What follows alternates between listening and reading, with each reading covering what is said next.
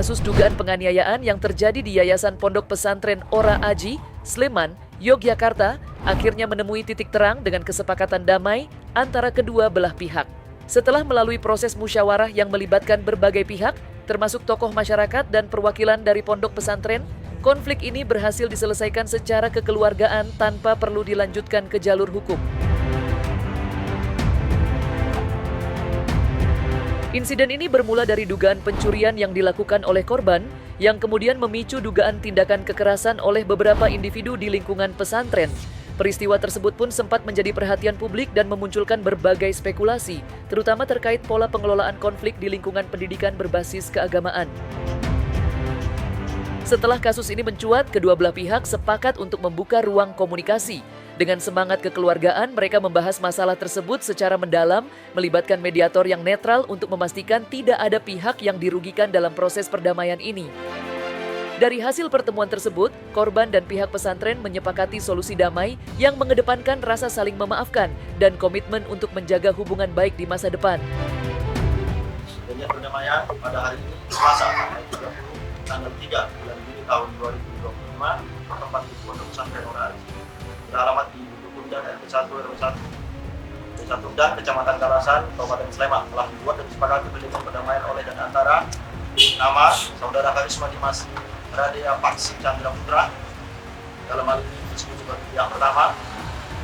Selanjutnya Saudara Febri Adriansa, Ahmad Fatoni, Bukhari, Dio Walid Firmantoro, Iskandar, Putra Rizky Pratomo, Lutfi Muhammad Haikal, Sumati, Sis Munir Rizky, kemudian Aris Rohmanto, dalam hal ini bertiga untuk atas nama pengurus dari santri yang anak di bawah umur, masing-masing bernama Jeffrey Darmawan bin Yusuf Triyono, M. Zidan Ainul Yakin bin Saimin, M. Nur Yasin bin Abdurrahim, M. Iqbal Nurbaya bin Samrodi, yang bersama-sama selanjutnya disebut sebagai pihak kedua. Selanjutnya pihak pertama dan pihak kedua secara bersama-sama disebut sebagai para pihak. Pasal 1 latar belakang bahwa telah terjadi pertemuan yang melibatkan para pihak berupa dugaan tindak pidana penganiayaan atau pengeroyokan dan dugaan tindak pidana pencurian yang terjadi di Pondok Pesantren Ora Aji yang telah dilaporkan kepada aparat penegak hukum. Bahwa laporan polisi telah dibuat oleh pihak pertama di Polsek Kalasan dengan nomor STTLP garis miring 22 garis miring Romawi 2 garis miring 2025 garis miring sektor Kalasan garis miring Polresta Sleman garis miring Polda DIY tertanggal 16 Februari 2025. Dan saat ini penanganan perkara telah dilimpahkan kepada Polres Sleman oleh karena terdapat dugaan pelaku yang berstatus di bawah umur, sehingga penanganan masuk dalam lingkup kewenangan Unit Perlindungan Perempuan dan Anak Polresta Sleman. Laporan polisi telah dibuat oleh pihak kedua bernama 1.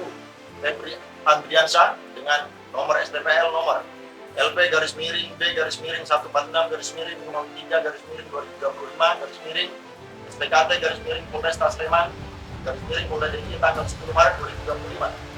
Juga surat pengaduan polisi oleh Saudara Natagala dengan surat aduan nomor REK garis miring 61 garis miring Romawi 2 garis miring 2025 garis miring SPKT garis miring Resta Sleman garis miring Polda DIY tanggal 22 Februari 2025 bahwa setelah dilakukan komunikasi secara kekeluargaan dan musyawarah, para pihak sepakat untuk menyelesaikan seluruh perselisihan tersebut secara damai.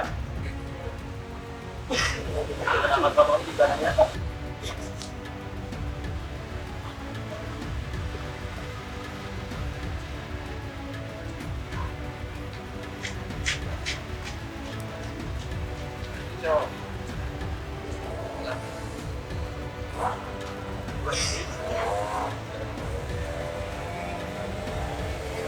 Saya pribadi dan selaku ketua yayasan menyampaikan permohonan maaf atas peristiwa yang telah terjadi. Selanjutnya mungkin lebih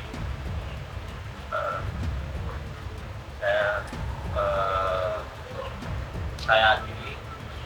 Wassalamualaikum warahmatullahi wabarakatuh.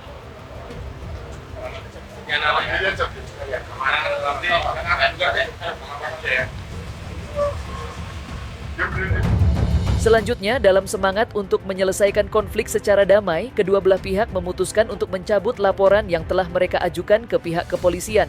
Langkah ini merupakan tindak lanjut dari kesepakatan damai yang telah dicapai sebelumnya. Pencabutan laporan ini juga menjadi simbol bahwa kedua belah pihak telah sepakat untuk mengakhiri perselisihan tanpa melibatkan proses hukum lebih lanjut.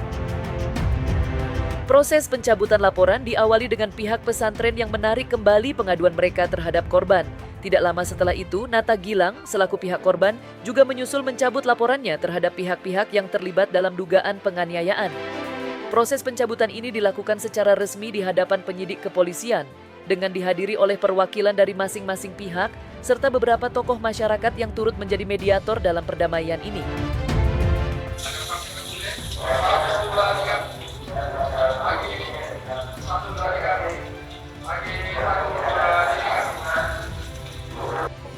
Saja bahwa Media Sleman kami sudah menerima perdamaian dari pihak pondok pesantren ya, untuk dua belah pihak sudah berdamai dan tidak ada dan berjanji akan bertindak baik di kemudian hari. Jadi laporan sudah kita jawab. Terima kasih Pak Kanin atas atensi dan bantuan ini, Bang Herman.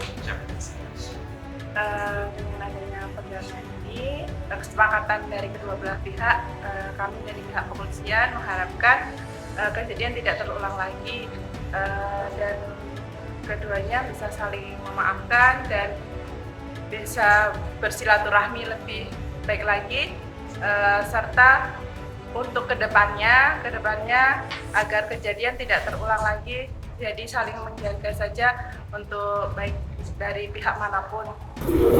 Dari penyidik tadi menyampaikan bahwa tadi sudah selesai laporan atas sudah selesai, semua karena kesalahan. Iya. Dan pondok pesantren mengakui, saling mengakui bahwa ini ada kesalahan, kegelapan, sudah selesai semua. Gitu ya? Ikhlas benar kan? Ikhlas. Alhamdulillah ya.